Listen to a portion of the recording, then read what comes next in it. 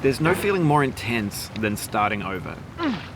If you deleted your homework the day before it was due, as I have, or if you left your wallet at home and you have to go back after spending an hour in the commute.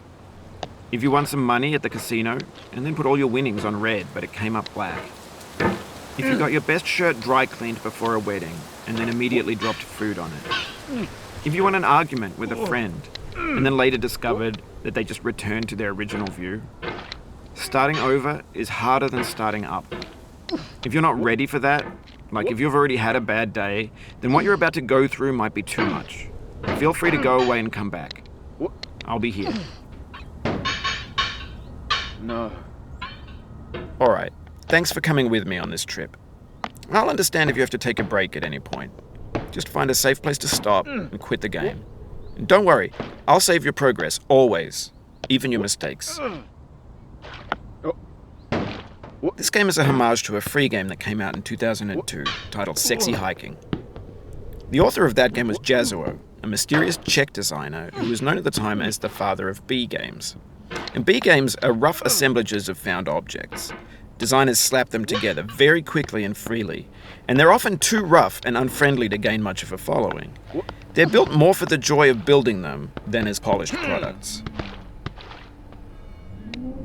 In a certain way, Sexy Hiking is the perfect embodiment of a B game. It's built almost entirely out of found and recycled parts, and it's one of the most unusual and unfriendly games of its time. In it, your task is simply to drag yourself up a mountain with a hammer.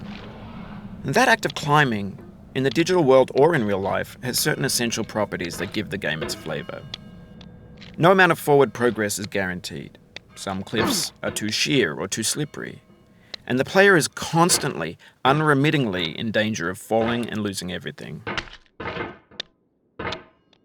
Anyway, when you start Sexy Hiking, you're standing next to this dead tree that blocks the way to the entire rest of the game.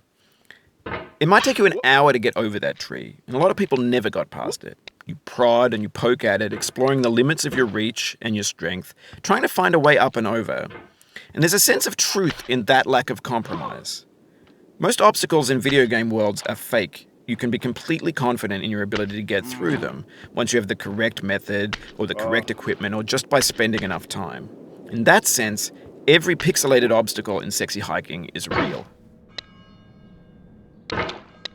The obstacles in Sexy Hiking are unyielding, and that makes the game uniquely frustrating. But I'm not sure Jazzuo intended to make a frustrating game. The frustration is just essential to the act of climbing, and it's authentic to the process of building a game about climbing. A funny thing happened to me as I was building this mountain.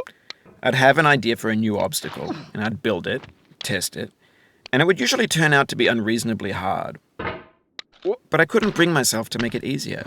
It already felt like my inability to get past the new obstacle was my fault, as a player rather than as a builder.